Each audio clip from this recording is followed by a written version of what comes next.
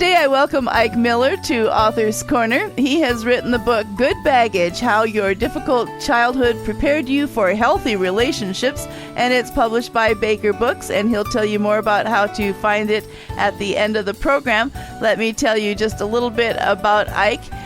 He leads Bright City Church in Durham, North Carolina, a church that he planted in 2018 along with his wife, Sharon Hottie Miller. And after confronting the impact of his own childhood, including a family history of substance use disorders, Ike has developed a passion for helping others who grew up in difficult circumstances to better understand how those environments continue to impact them and their relationships now. Ike, thank you so much for being with us today to discuss your book, Good Baggage. Roberta, thanks so much for having me on. It is an honor to be here. Well, in the bio, I alluded a little bit to your childhood, so why don't you go ahead and tell us a little bit about your story and how God is leading you and directed you for writing this book? Yeah, so just a kind of brief overview of my story. I grew up in a household where my father struggled with what we would call clinically an alcohol use disorder or alcoholism, and that obviously led to lots of chaos in our family. It ultimately led to my parents' divorce. They were separated for much of my growing up years, so they didn't officially divorce until I was a senior in high school, but were separated off and on throughout my childhood, and so obviously that created lots of tumultuous seasons in my childhood. And, by the time I got to college, I kind of thought I had escaped all of that without any impact, and that I had kind of learned a lot from it, but that it had not affected me because I was the one that all my friends went to for relationship advice and all of that kind of stuff. And then I got married myself and began to realize that, no, I had not escaped that I had been formed in some very specific ways by my childhood. And that's kind of been the journey that I've been on, is understanding how my childhood impacted me and my relationships and kind of undoing some of that. But what led to the book was coming to see that, yes, it had given me baggage, some things that were hurting my relationships, but it also gave me things that could help me in my relationships if I could learn how to use those. And that's kind of the journey that God has had me on as I've walked through this book. Well, and it kind of, I read the foreword by Jefferson Bethke, and he said how a difficult circumstance can, if healed properly, actually become a superpower. And that's exciting to hear. Yeah, that was kind of what I realized is where some of this realization began was my wife would talk about how I had just this incredible ability to read people and understand people and connect with their emotions and be attentive to that, be sensitive to that. And as I began to learn about the environment I grew up in, I came to understand that actually is a common outcome of growing up in the kind of dysfunctional environment that I did. To be specific, as a child with an alcoholic parent, one of the things that we experienced is we're never quite sure, what state is this parent going to be in? Okay. Are they going to be angry? Are they going to be happy with me? Are they going to be upset? Are they going to be sad?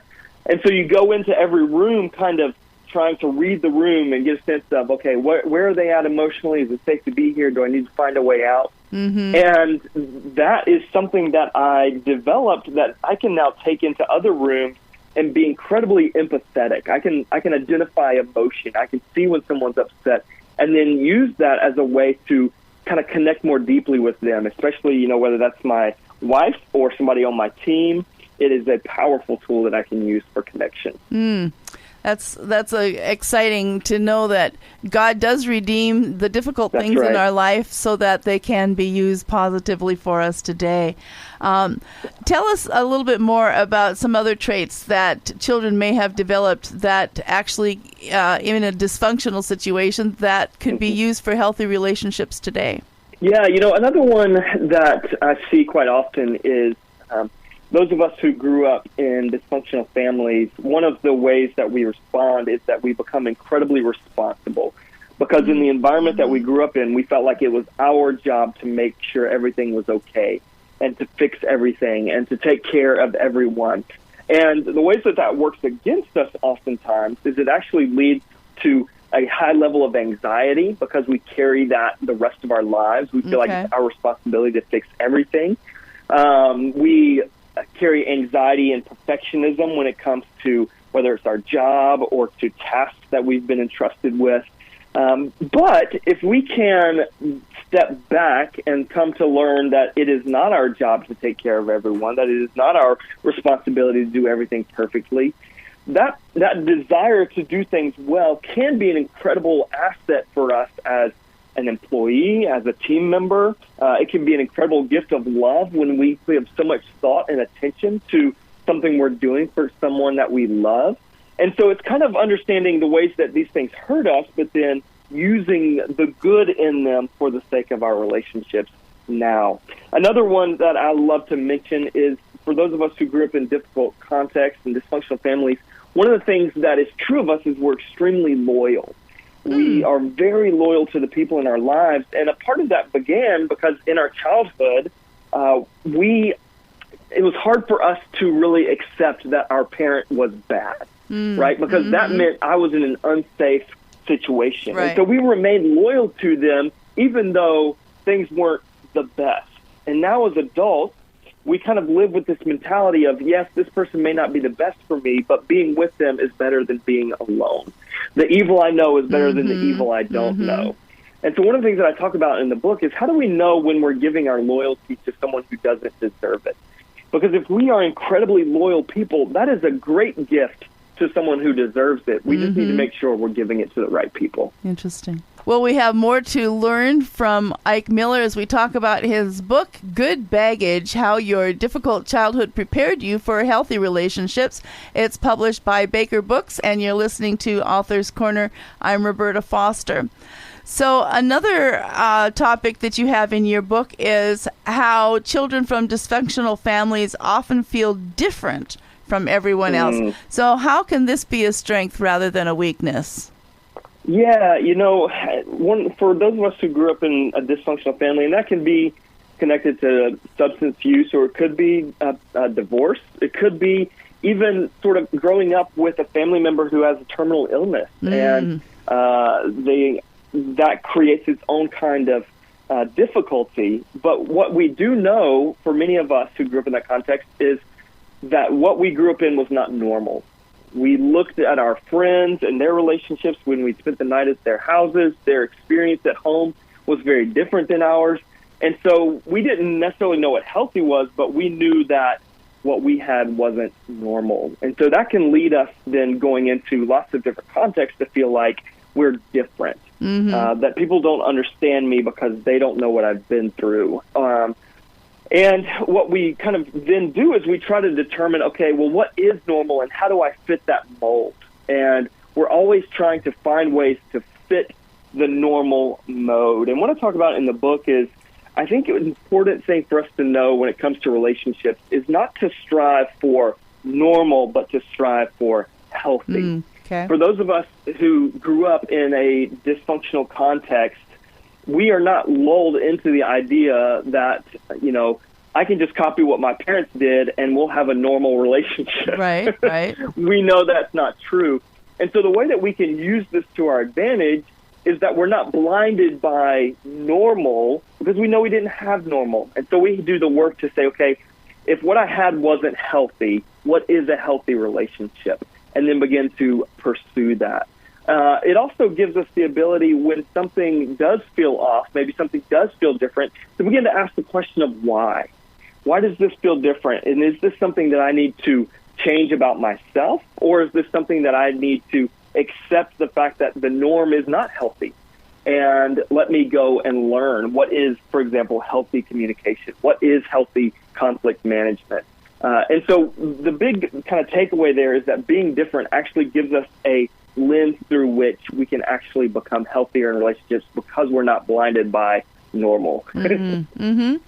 Well, and it's also encouraging that different is not necessarily bad. That's right. So one of the other things you talk about in your book is survival mechanisms and how as a child they might have been useful, but as an adult, maybe not so much. Yeah, this term baggage is an interesting term because I think we throw it around with not necessarily always knowing what we mean by it.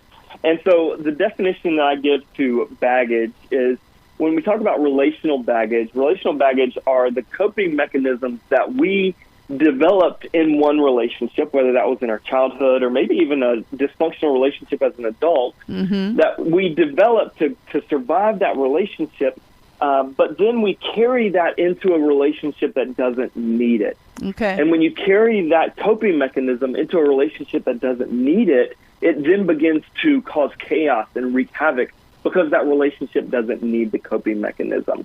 And so those coping mechanisms are things like what I talked about, where you become incredibly aware of the emotions around you in order to make sure that you are safe. You become incredibly responsible in order to take care of yourself or to make sure that you're pleasing to a parent. But then when we carry those into relationships that don't need them, that's when they begin to really hurt us.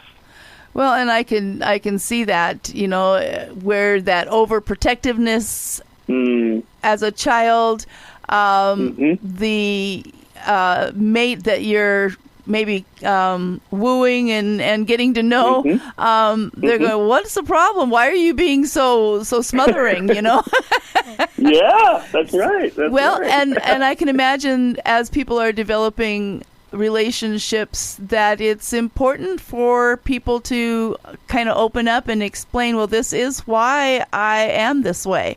And I can imagine that can be a very sensitive topic. Yeah, it can be very intimidating, especially when you begin to talk about these for the first time. It feels very exposing, but they're kind of like, an IED kind of sense where it's under the ground and it's causing havoc and we can step on it at any point. But if we know that it's there and we can uproot it and address it, it won't blow up in our lives in unexpected ways anymore.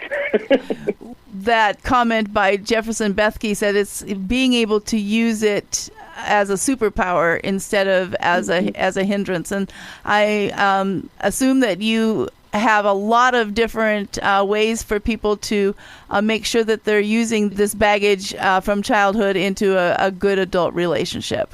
Yeah, that's one of the things that I really wanted for this book, was for it to not just give explanation to things, but actually give tools for working through the baggage that we're carrying with us so that we can leverage it for good in our relationships. And so throughout the book, there's lots of tools. Every chapter I tried to cram full of practical tools that you can use to unearth these things and to leverage them for good. Great. Well, today I'm talking with Ike Miller about his book, Good Baggage, How Your Difficult Childhood Prepared You for Healthy Relationships, published by Baker Books. So, Ike, tell our listeners how they can find out more about this book. Sure. Yeah, the easiest way is to go to ikemiller.com. That's where you can find links to where to buy it and find out more about Good Baggage and other resources that I have there. And then Instagram, I'm at Ike F. Miller. Fantastic. So one more time, the book today is Good Baggage, How Your Difficult Childhood Prepared You for Healthy Relationships. And I've been talking with Ike Miller. I certainly do thank Baker Books for providing a copy of this book for us today. And Ike, thank you so much for opening your heart to our listeners today. Thanks so much for having me, Roberta. I really enjoyed it. And to our listeners, thank you for tuning in. If you missed any part of today's interview or would like to hear it again, you can now find it on your favorite podcast provider or through kneo.org. So join me again next time on Author's Corner. I'm Roberta Foster. Do you have 5 minutes for God? I'm Pastor Ed Wilson, and I believe there's no better way to begin each morning than spending a little time with Him. That's why every weekday morning I bring you a short devotional broadcast designed just for that. Look up God's 5 minutes wherever you get your podcasts to kickstart your spiritual walk for each day. We'll always do it in 5 minutes or less. Have you talked to God today?